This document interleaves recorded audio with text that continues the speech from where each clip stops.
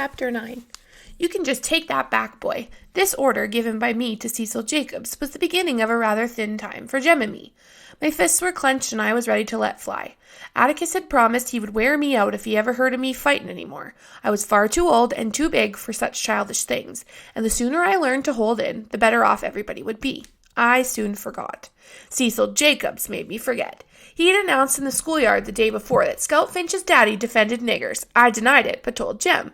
"What do you mean saying that?" I asked. "Nothing," Jem said. "Ask Atticus, he'll tell you."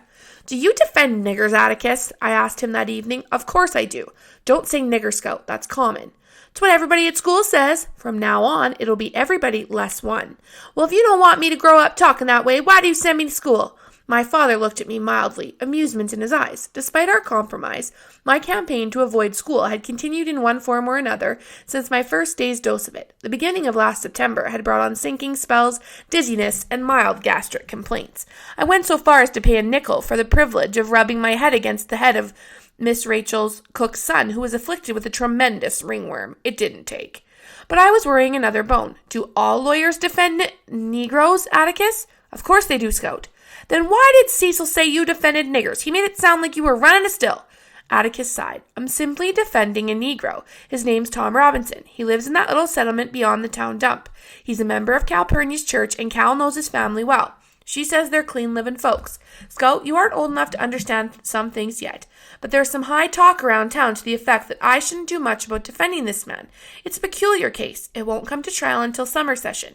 John Taylor was kind enough to give us a postponement. If you shouldn't be defending him, then why are you doing it?" "For a number of reasons," said Atticus. "The main one is, if I didn't, I couldn't hold my head up in town. I couldn't represent this county in the legislature. I couldn't even tell you or Jem not to do something again." "You mean, if you didn't defend that man, Jem and me wouldn't have to mind you anymore?" "That's about right." "Why?"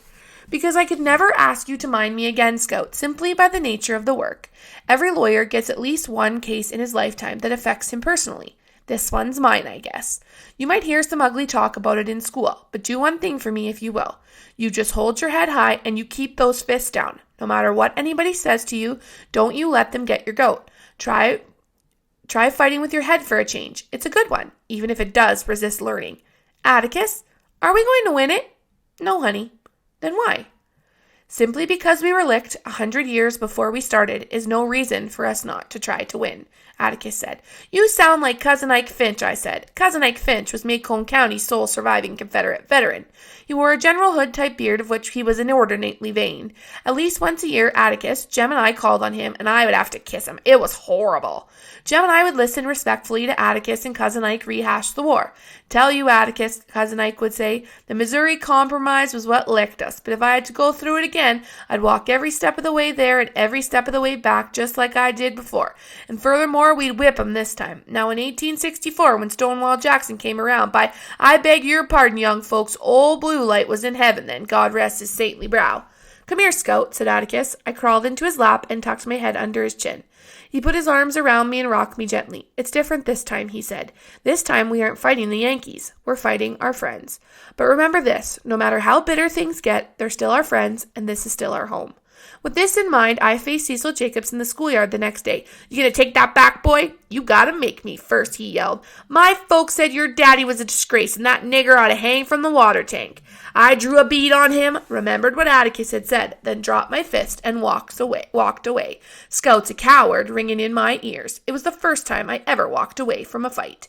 Somehow, if I fought Cecil, I would let Atticus down. Atticus so rarely asked Jem and me to do something for him. I could take being called a coward for him. I felt extremely noble for having remembered, and remained noble for 3 weeks. Then Christmas came, and disaster struck. Jem and I viewed Christmas with mixed feelings. The good side was a tree and Uncle Jack Finch. Every Christmas Eve day, we met Uncle Jack at Macomb Junction, and he would spend a week with us. A flip of the coin revealed the uncompromising lineaments of Aunt Alexandra and Frances. I suppose I should include Uncle Jimmy, Aunt Alexandra's husband, but as he never spoke a word to me in my life, except to say get off that fence once, I never saw any reason to take notice of him. Neither did Aunt Alexandra. Long ago, in a burst of friendliness, Auntie and Uncle Jimmy produced a son named Henry, who left home as soon as was humanly possible, married, and produced Frances. Henry and his wife deposited Frances at his grandparents' every Christmas, then pursued their own pleasures. No amount of sighing could induce Atticus to let us spend Christmas Day at home. We went to Finch's Landing every Christmas in my memory. The fact that Auntie was a good cook was some compensation for being forced to spend a religious holiday with Francis Hancock. He was a year older than I, and I avoided him on principle. He enjoyed everything I disapproved of and disliked my ingenious diversions. Aunt Alexandra was Atticus's sister, but when Jem told me about changelings and siblings, I decided that she had been swapped at birth, that my grandparents had perhaps received a Crawford instead of a Finch. Had I ever harbored the mystical notions about mountains that seem to obsess lawyers and judges, Aunt Alexandra would have been analogous to Mount Everest. Throughout my early life, she was cold and there. When Uncle Jack jumped down from the train Christmas Eve day, we had to wait for the porter to hand him 2 long packages. Jem and I always thought it funny when Uncle Jack pecked Atticus on the cheek. They were the only 2 men we'd ever saw kiss each other. Uncle Jack shook hands with Jem and swung me high, but not high enough. Uncle Jack was a head shorter than Atticus, the baby of the family. He was younger than Aunt Alexandra. He and Auntie looked alike, but Uncle Jack made better use of his face. We were never wary of his sharp nose and chin. He was one of the few men of science who never terrified me, probably because he never behaved like a doctor. Whenever he performed a minor service for Jem and me, as removing a splinter from a foot, he would tell us exactly what he was going to do, give us an estimation of how much it would hurt, and explain the use of the tongs he employed. One Christmas, I lurked in corners nursing a twisted splinter in my foot, permitting no one to come near me. When Uncle Jack caught me, he kept me laughing about a preacher who hated going to church so much that every day he stood at the gate in his dressing gown, smoking a hookah and delivering 5-minute sermons to any passerbys who desired spiritual comfort. I interrupted to make Uncle Jack let me know when he would pull it out, but he held up a bloody splinter in a pair of tweezers and said he yanked it out while I was laughing. That was what was known as relativity. "What's in those packages?" I asked him, pointing to the long, thin parcels the porter had given him. "None of your business," he said. Jem said, "How's Rose Almer?" Rose Almer was Uncle Jack's cat. She was a beautiful yellow female Uncle Jack said was one of the few women he could stand permanently. He reached into his coat pocket and brought out some snapshots. We admired them. "She's getting fat," I said. "I should think so. She eats all the leftover fingers and ears from the hospital." "Aw, that's a damn story," I said. "I beg your pardon?" Atticus said, "Don't pay any attention to her, Jack. She's trying you out. Cal says she's been cussing fluently for a week now." Uncle Jack raised his eyebrow and said nothing. I was proceeding on the dim theory, aside from the innate attractiveness of such words, that if Atticus discovered I'd picked them up from school, he wouldn't make me go. But at supper that evening, when I asked him to pass the damn ham, please, Uncle Jack pointed at me and said, "See me afterwards, young lady." When supper was over, Uncle Jack went to the living room and sat down. He slapped his thigh for me to come sit on his lap. I liked to smell him. He was like a bottle of alcohol and something pleasantly sweet. He pushed back my bangs and looked at me. "You're more like Atticus than your mother," he said. "You're also growing out of your pants a little." "I reckon they fit all right. You like words like damn and hell now, don't you?" I said, "I reckon so." "Well, I don't," said Uncle Jack. "Not unless there's extreme provocation connected with them. I'll be here a week, and I don't want to hear any words like that while I'm here. Scout, you'll get in trouble if you go around saying things like that. You want to grow up to be a lady, don't you?" I said, "Not particularly." "Of course you do. Now let's get to the tree." We decorated the tree until bedtime, and that night I dreamed of the long 2 packages for Jem and me. The next morning, Jem and I dived for them, and they were from Atticus, who had written Uncle Jack to get them for us, and they were what we had asked for. "Don't point them in the house," said Atticus, when Jem aimed at a picture on the wall. "You'll have to teach him to shoot," said Uncle Jack. "That's your job," said Atticus. I merely bowed to the inevitable. It took Atticus's courtroom voice to drag us away from the tree. He declined to let us take our air rifles to the landing. I had already begun to think of shooting Francis, and said if we made one false move, he'd take them away from us for good. Finch's Landing consisted of 366 steps down a high bluff and ending in a jetty. Farther downstream, beyond the bluff, were traces of an old cotton landing, where Finch Negroes had loaded bales and produce, unloaded blocks of ice, flour, and sugar, farm equipment, and feminine apparel. A 2-rut road ran from the riverside and vanished among dark trees. At the end of the road was a 2-storied white house, with porches circling it upstairs and downstairs. In his old age, our ancestor, Simon Finch, had built it to please his nagging wife. But with the porches, all resemblance to ordinary houses of its era ended. The internal arrangements of the Finch house was indicative of Simon's guilelessness and the absolute trust with which he regarded his offspring.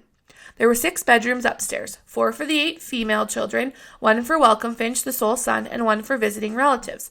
Simple enough, but the daughters' rooms could only be reached by one staircase. Welcome's room and the guest room only by another. The daughter's staircase was on the ground floor bedroom of their parents, so Simon always knew the hours of his daughter's nocturnal comings and goings. There was a kitchen separate from the rest of the house, tacked onto it by a wooden catwalk. In the backyard was a rusty bell on a pole used to summon field hands or as a distress signal. A widow's walk was on the roof, but no widows walked there. From it, Simon oversaw his overseer, watched the riverboats, and gazed into the lives of surrounding landholders. There went with the house the usual legend about the Yankees. One Finch female, recently engaged, donned her complete trousseau to save it from raiders in the neighborhood. She became stuck in the door of the daughter's staircase, but was doused with water and finally pushed through. When we arrived at the landing, Aunt Alexandra kissed Uncle Jack, Frances kissed Uncle Jack, Uncle Jimmy shook hands silently with Uncle Jack. Jem and I gave our presents to Frances, who gave us a present. Jem felt his age and gravitated to the adults, leaving me to entertain our cousin. Frances was 8 and slicked back his hair. "What'd you get for Christmas?" I asked politely. "Just what I asked for," he said. Frances had requested a pair of knee pants, a red leather booksack, 5 shirts, and an untied bow tie. "That's nice," I lied. "Jem and me got air rifles, and Jem got a chemistry set and a toy one, I reckon." "No, a real one. He's going to make me some invisible ink, and I'm going to write to Dill in it." Frances asked what was the use of that. "Well, can't you just see his face when he gets a letter from me with nothing in it? It'll drive him nuts." Talking to Frances gave me the sensation of settling slowly to the bottom of the ocean. He was the most boring child I ever met. As he lived in Mobile, he could not inform on me to school authorities, but he managed to tell everything he knew to Aunt Alexandra, who in turn unburdened herself to Atticus, who either forgot about it or gave me hell, whichever struck his fancy. But the only time I ever heard Atticus speak sharply to anyone was when I once heard him say, "Sister, I do the best I can with them." It had something to do with my going around in overalls. Aunt Alexandra was a fanatical on the subject of my attire. I could not possibly hope to become a lady if I wore breeches. When I said I could do nothing in a dress, she said I wasn't supposed to be doing things that required pants. Aunt Alexandra's vision of my deportment involved playing with small stoves, tea sets, and wearing the Ada pearl necklace she gave me when I was born. Furthermore, I should be a ray of sunshine in my father's lonely life. I suggested that one could be a ray of sunshine in pants just as well, but Auntie said that one had to behave like a sunbeam, that I was born good, but had grown progressively worse every year. She hurt my feelings and set my teeth permanently on edge. But when I asked Atticus about it, he said there was already enough sunbeams in the family and to go on about my business. He didn't mind me much the way I was. At Christmas dinner, I sat at the little table in the dining room. Jem and Frances sat with the adults at the dining table. Auntie continued to isolate me long after Jem and Frances graduated to the big table. I often wondered what she thought I'd do, get up and throw something? I sometimes thought of asking her if she would let me sit at the big table with the rest of them just once. I would prove to her how civilized I could be. After all, I ate at home every day with no major mishaps. When I begged Atticus to use his influence, he said he had none. We were guests, and we sat where we were told to sit. He also said Aunt Alexandra didn't understand girls much. She'd never had one. But her cooking made up for everything. 3 kinds of meat, summer vegetables from her pantry shelves, peach pickles, 2 kinds of cake and ambrosia constituted a modest Christmas dinner. Afterwards, the adults made for the living room and sat around in a dazed condition. Jem lay on the floor, and I went to the backyard. "Put on your coat," said Atticus dreamily, so I didn't hear him.